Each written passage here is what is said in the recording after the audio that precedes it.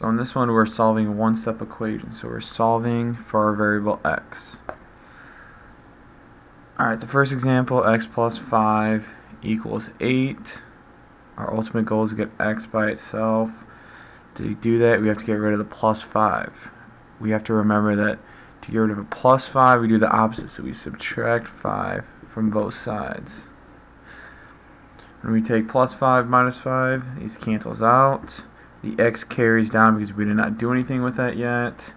Equal sign always remains. 8 minus 5 is 3. So that is my answer. You can always check your work. 3 plus 5 equals 8 to get our final answer of 3. Next example, x minus 2 equals 6. Remember, we have to do the opposite. We have to solve for x. To get that, we have to add 2 to both sides. Remember, what you do to one side, you have to do the other. This eliminates that. Negative 2 plus 2 is 0. X carries down. Equal sign stays there. 6 plus 2 gives me 8. And there we go. And we can also check 8 minus 2 equals 6.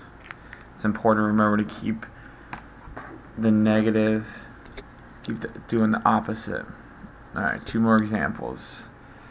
Remember, in this case we have 3x equals 18. If you have a number and a variable next to each other, you are multiplying. They just don't put the sign there. So to get rid of multiplication, it is division. So we divide both sides by 3. This cancels out.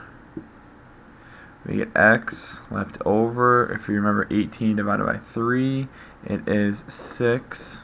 Your answer is 6. You can always check your work. 3 times 6 gives me 18. Alright, one last example. Now, this can be written in 2 ways. This can be written as this, or written as x over 2. You'll see it in both ways. It does not matter. Same thing.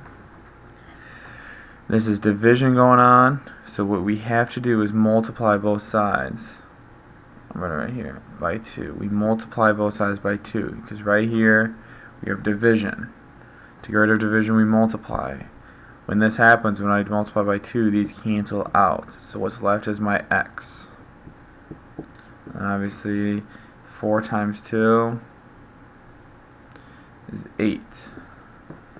So remember, in this case, you either see it as 1/2 times x, or x over 2. So you would multiply by 2 to both sides.